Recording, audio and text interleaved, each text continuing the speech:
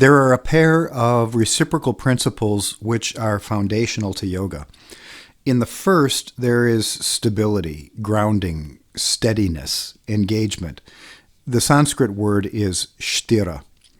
Its partner is comfort, ease, suppleness, sukha in Sanskrit. A healthy, brilliantly functioning body and mind contain a tidy amount of both, according both to ancient yoga texts and to modern science. The same applies to the breath.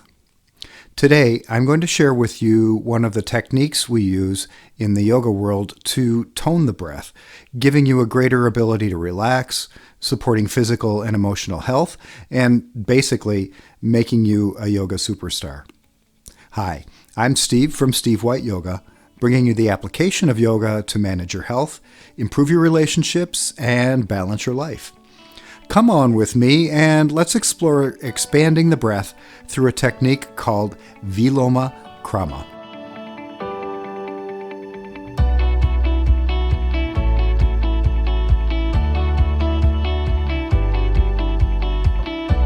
All skeletal muscle in the body operates under the same basic set of principles.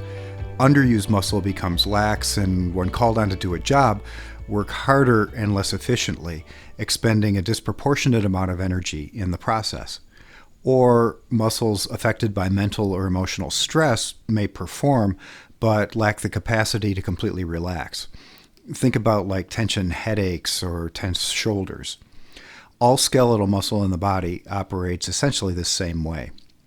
The healthy, fully functional, and efficient muscle is one that has the strength to provide both stability and support in movement, but also is pliable and can relax. Breathing relies upon muscles, primarily the diaphragm muscle, being trained to obtain these characteristics of sthira and sukha. A more efficient, more relaxed breath, providing plenty of capacity when demand calls for it. Think about it. A well-toned muscle works more efficiently, requires less energy and less effort, and is able to relax when the demands on it are low. This leads, in yoga terms, to greater health, vitality, and longevity. The secret sauce when it comes to respiration is its direct connection with the autonomic nervous system. A relaxed breath creates a relaxed body and mind. A tense, forceful breath raises vigilance and raises stimulation. So in order to tap into the power behind the breath, we need to train the muscles and the nervous system associated with respiration. These breathing techniques in yoga are called pranayama. In this session, we'll work with training the exhale, the easier part of the breath to work with for most people. In the words of one of the great modern-day yoga teachers named T.K.V. Desikachar, you can't fully inhale unless you can fully exhale. We use a segmented technique called Viloma Krama to begin to create a longer, smoother, fuller exhale. To perform this technique, there are a couple of preliminaries. First, if anybody has any respiratory conditions, COPD or severe asthma to name just two, it requires a consultation with your physician before doing any manipulation of the breath. These techniques are also not advised for people with unregulated hypertension, heart conditions, or with severe headaches. Second, this method is far more accessible and beneficial once you have some proficiency at a valving technique. I have 2 videos to get you started there if you need to. I'll leave links for those up here in the cards as well as in the description below. I'm going to use the valving technique called ocean breath. I'll use it on both the inhale and the exhale, even though we're focusing specifically on the exhale. So to begin to improve your breath, we'll segment the exhale, usually done through counting. You can count silently to yourself about 1 count per second, or for my engineers and musicians, you can use a metronome app to provide an even tempo to count to, set to 60 beats per minute and sounding something like this. The precision doesn't change the effectiveness of the technique, so my suggestion is not to get too crazy about counting. First step is to take a few rounds of breath to establish a comfortable but full length and depth of breath. Emphasis here is on comfortable.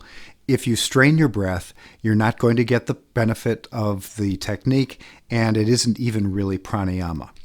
So I'll start something like this.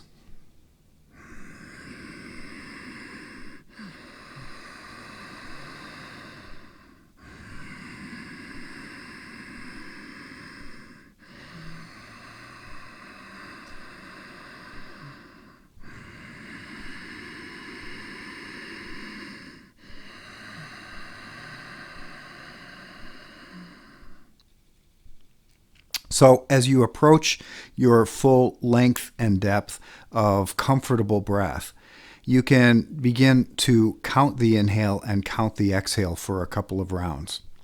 Silently to yourself, using a metronome, or just approximating, again, it doesn't really matter.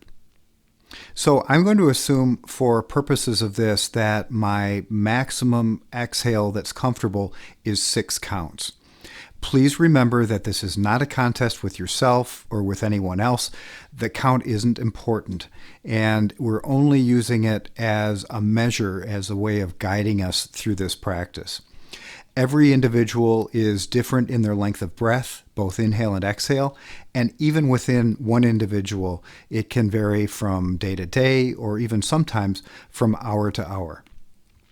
So after a few rounds of counting and breathing at my maximum, I can relax my breath for 30 seconds or so and just sort of breathe easy. Then we're ready to begin the krama, the segmenting. We'll break the segment into 2 equal portions of exhale with a space in between. So, for example, I'll assume that I have a comfortable but complete 6-round exhale, and I will count 3 to release about half the breath. Then I'll pause for 3 counts and release the remainder of the breath in the additional 3 counts. So it goes something like this.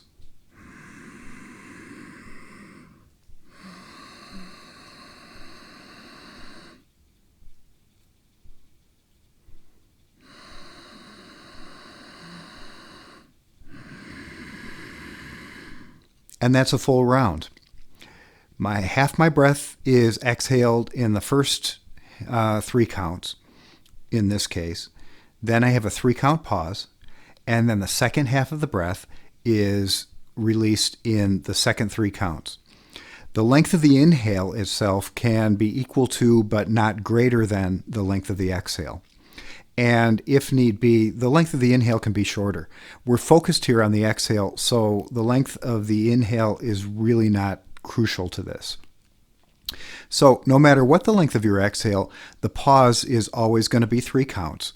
If your maximum comfortable exhale is 8 counts, you would do 4, pause for 3, do the remaining 4, and then take an inhale. The goal of this technique is to establish a greater, more refined control and fluidity over the exhale. So, one point worth repeating: it's not a competition, and it's only a challenge to your breath. It doesn't benefit by pushing the breath past complete control and complete smoothness.